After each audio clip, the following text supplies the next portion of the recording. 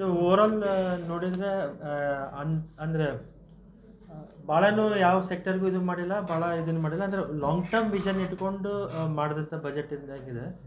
ಅಂದರೆ they are focused on semi conductors, biotechnology, ಆಮೇಲೆ skill for ಟೂರಿಸಮ್ಗೆ ಫ್ಯೂಚರ್ನಲ್ಲಿ tourism development ಆಗಲಿ ಅಂತೇಳಿ ಟೂರಿಸಮ್ ಬಗ್ಗೆ, ಟೆಕ್ಸ್ಟೈಲ್ಸ್ ಬಗ್ಗೆ, ಅಂದರೆ ಓವರಾಲ್ ಎಲ್ಲ ಇದರಲ್ಲೂ ಸ್ವಲ್ಪ ಇದನ್ನು ಮಾಡಿದ್ದಾರೆ. ಆಮೇಲೆ MSMEಗೆ 10,000 crores ಫಾರ್ ಅಪ್ಗ್ರೇಡೇಷನ್ನು, ಅದು ಟೆಕ್ನಾಲಜಿ ಅದಕ್ಕೆಲ್ಲ ಮಾಡಿದ್ದಾರೆ. ಆಮೇಲೆ infrastructure for some clusters, chemical ಆಗಿರ್ಬೋದು, ಆಮೇಲೆ ಫ್ರೈಟ್ ಕಾರಿಡಾರು, ಆಮೇಲೆ ಎಸ್ಪೆಷಲಿ ಕಸ್ಟಮ್ದಲ್ಲಿ I think fine tuning, custom and income ಟ್ಯಾಕ್ಸ್ನಲ್ಲಿ ಸ್ವಲ್ಪ ಫೈನ್ ಟ್ಯೂನಿಂಗ್ ಆಗಿದೆ. That seems in the balanced budget type. ಆಮೇಲೆ ಎಲ್ಲೂ ಎಕ್ಸ್ಪೆಂಡಿಚರ್ ಆಗಲಿ ಇದನ್ನಾಗಲಿ ಕಂಟ್ರೋಲ್ ಮಾಡ್ಕೊಂಡು ಇದು ಮಾಡಿದ್ದಾರೆ. ಸರ್, ಇದು ಇನ್ಕಮ್ ಟ್ಯಾಕ್ಸ್ ಏನು ಎಕ್ಸ್ಪೆಕ್ಟೇಷನ್ ಏನಿತ್ತು, ಏನಾಗಿದೆ?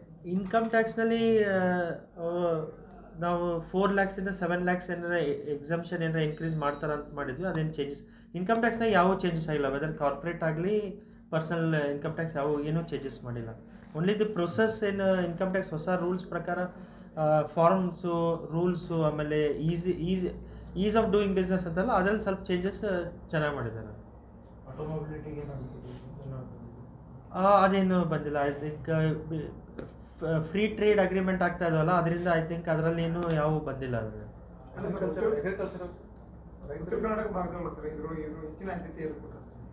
ಇಲ್ಲ, ಡಿಟೇಲ್ಡ್ ಬರೋವರೆಗೂ ನಮ್ಗೆ ಏನು ಹೇಳಕ್ಕೆ ಬರಲ್ಲ. ಯಾಕಂದರೆ ಯಾವ ಹಿಂಗೆ ಸ್ಪೆಸಿಫಿಕ್ ಸ್ಟೇಟ್ಸ್ಗೂ ಯಾವ ಕೊಟ್ಟಿಲ್ಲ, ಎಕ್ಸೆಪ್ಟ್ ನಾರ್ತ್ ಈಸ್ಟ್ ಸ್ಟೇಟ್ಸಿಗೆ ಬಿಟ್ಟರೆ ಅದು ಟೂರಿಸಮ್ಮು ಮತ್ತು ಸರ್ಕ್ಯೂಟ್ ಬಿಟ್ಟರೆ ಬಾಕಿ ಏನು ಡೀಟೇಲ್ಸ್ ಬಂದಿಲ್ಲ. ಡೀಟೇಲ್ಸ್ ಬಂದಮೇಲೆ ಹೇಳ್ಬೋದು. ಈ ಟ್ರಸ್ಟ್ ಏನು ಕೊಟ್ಟಿದ್ದಾರೆ ಇದರಲ್ಲಿ? ಯಾವ ಸೆಕ್ಟರ್ಗೆ ಟ್ರಸ್ಟ್ ಕೊಟ್ಟಿದ್ದಾರೆ?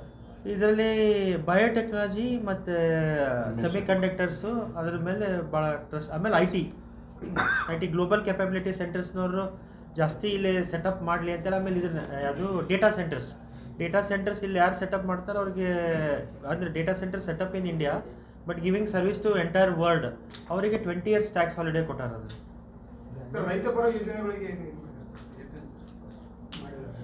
ರೈತರಿಗಿಂತ ಫಿಶರೀಸು, ಆಮೇಲೆ ಕೋಕೋನೆಟ್ಟು ಅದರದ್ದೇನೋ ಒಂದು ಕೊಟ್ಟಾರ. ಬಟ್ ಡೀಟೇಲ್ಸ್ ನೋಡ್ಬೇಕು ಅದನ್ನು.